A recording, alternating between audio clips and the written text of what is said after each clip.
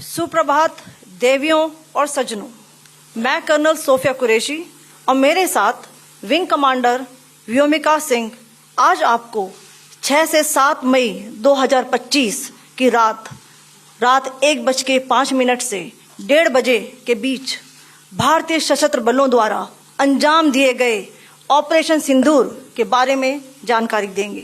Colonel Sophia Qureshi, जिन्होंने बुधवार को विदेश सचिव विक्रम मिस्री और विंग कमांडर व्योमिका सिंह के साथ भारत के ऑपरेशन सिंदूर पर मीडिया के जरिए देश को जानकारी दी। कर्नल सोफिया कुरैशी के परिवार में उनके दादा और पिता दोनों ही सेना में रहे हैं, इसलिए उनके अंदर कम उम्र से ही देश की सेवा करने का जज्बा रहा है। बेटी को देख के कैसा लगा?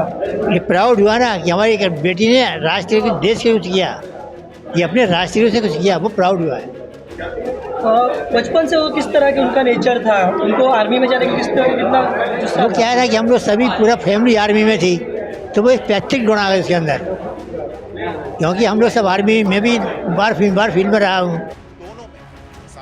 ब्रीफिंग के दौरान कर्नल सोफिया और विंग कमांडर व्योमिका सिंह ने 6 और 7 मई की रात को आतंकियों के टारगेट किए गए ठिकानों के नाम और उन ठिकानों के आतंकी कनेक्शंस के बारे में बताया।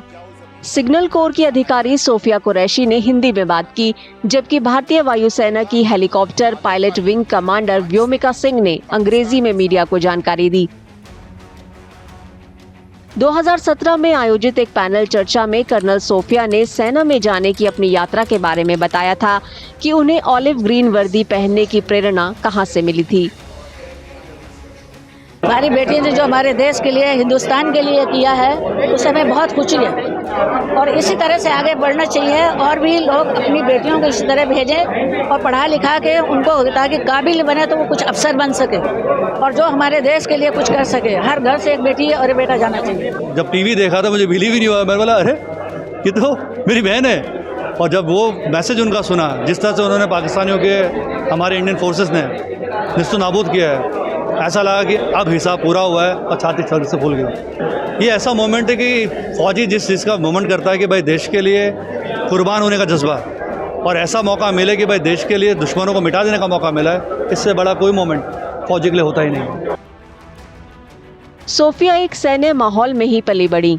उनकी परवरिश देश सेवा के जज्बे के साथ ही हुई।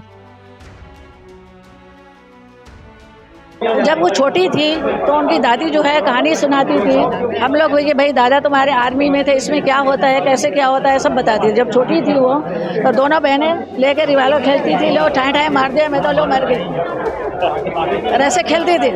फिर जब वो बड़ी हो गई, पढ़ाई लिखाई किया हुआ करने के बाद में देखा कि लेडीज की भर्ती हो रही, तो PhD छोड़ने के बाद 1 साल बाकी था उसका, तो छोड़ के उसमें आर्मी जाने के लिए बोला, हमने इजाज़त दे दी। सोफिया ने गुजरात के वडोदरा में सयाजीराव यूनिवर्सिटी से बायोकेमिस्ट्री में BSc और फिर MSc किया। क्योंकि वो प्रोफेसर बनना चाहती थी, इस बीच उनका चयन शॉर्ट सर्विस कमीशन के माध्यम से भारतीय सेना में हो गया। उस समय कारगिल युद्ध चल रहा था। यूनिवर्सिटी में उनके पूर्व क्लासमेट ने बताया कि उनके साथ बिताए समय के दौरान सोफिया कैसी थीं। साइंस फैकल्टी में हम साथ में 1995 से 97 की बैच में बायोकेमिस्ट्री डिपार्टमेंट में रहे हैं और तभी उनका स्वभाव एकदम मिलनसार था और एकदम डाउन टू अर्थ थी। तभी हमको ज़रा भी ऐसा महसूस नहीं हुआ कि वो आर्मी ज्वाइन करेगी। आज आर्मी ज्वाइन करके कितना गर्व फील कर रहे हैं? वो जैसे ही आर्मी ज्वाइन की, उसने आर्मी को ज्वाइन किया, तभी से हमको लगा था कि ये कुछ ना कुछ बड़ा काम करेगी देश के लिए। और जिस तरह से उन्होंने प्रगति की है और जिस तरह से उन्होंने अलग अलग ऑपरेशंस में हिस्सा लेके लीड करके अलग अलग ऑपरेशंस पार किए हैं, उससे हमें बहुत ही गर्व महसूस होता है। साल 2016 में कर्नल सोफिया ने ऐतिहासिक उपलब्धि हासिल की, जब वह विदेश में भारतीय सैन्य टुकड़ी का नेतृत्व करने वाली पहली महिला अधिकारी बनी। वह फोर्स 18 में भाग लेने वाले 18 देशों में एकमात्र महिला कमांडर बनी, जो ASEAN+ देशों का एक बहुराष्ट्रीय सैन्य अभ्यास था। महिला दिवस पर एक्स पर एक पोस्ट में रक्षा मंत्रालय ने भी कर्नल सोफिया की उपलब्धियों के बारे में बताया था।